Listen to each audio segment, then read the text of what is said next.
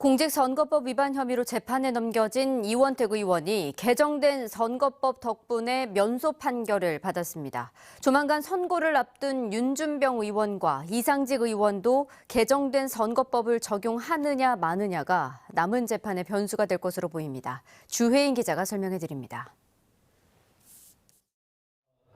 이원택 의원은 총선을 앞둔 2019년 12월 경로당을 찾아 지지를 호소한 혐의로 벌금 150만 원을 구형받았습니다. 그러나 1심 재판부는 이원택 의원에게 지난해 12월 바뀐 선거법을 적용해 소송 절차 자체를 종결시키는 면소 판결을 내렸습니다. 개정된 공직선거법에 따라 선거운동 기간이 아니어도 말이나 전화로 지지를 호소하는 게 가능해 이 의원의 혐의를 처벌 대상이 아니라고 본 겁니다. 만약 재판부가 남은 재판에서 이번처럼 바뀐 선거법을 적용하면 관련 혐의를 받는 의원들은 상황이 유리해집니다. 윤준병 의원은 지난해 1월 예비후보자 시절 교회 주차장에서 명함을 돌린 혐의로 1심에서 벌금 90만 원을 선고받았습니다.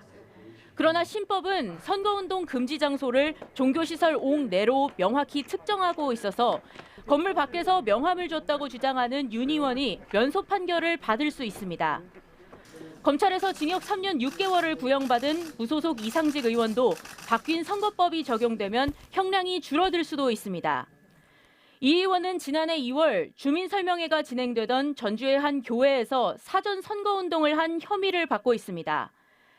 하지만 신법은 예비후보자의 경우 원래 용도와 다르게 쓰인 종교시설에선 사전 선거운동을 할 수 있도록 해 이 의원 역시 신법 적용을 희망하고 있습니다.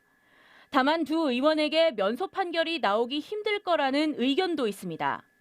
이원택 의원 같은 경우에는 이제 사전 선거 운동에 대한 포괄적인 허용을 했어요. 이 이상직 의원이나 윤준병 의원 같은 경우는 옥내, 그러니까 단어의 의미만 명확히 했을 뿐이거든요.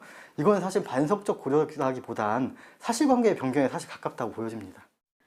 법 개정 이전에 기소된 의원들에게 신법을 적용하는 게 옳은가를 놓고 논란이 큰 가운데 신법 적용 여부에 따라 해당 의원들의 희비가 엇갈릴 걸로 보입니다. JTB 뉴스 주혜인입니다.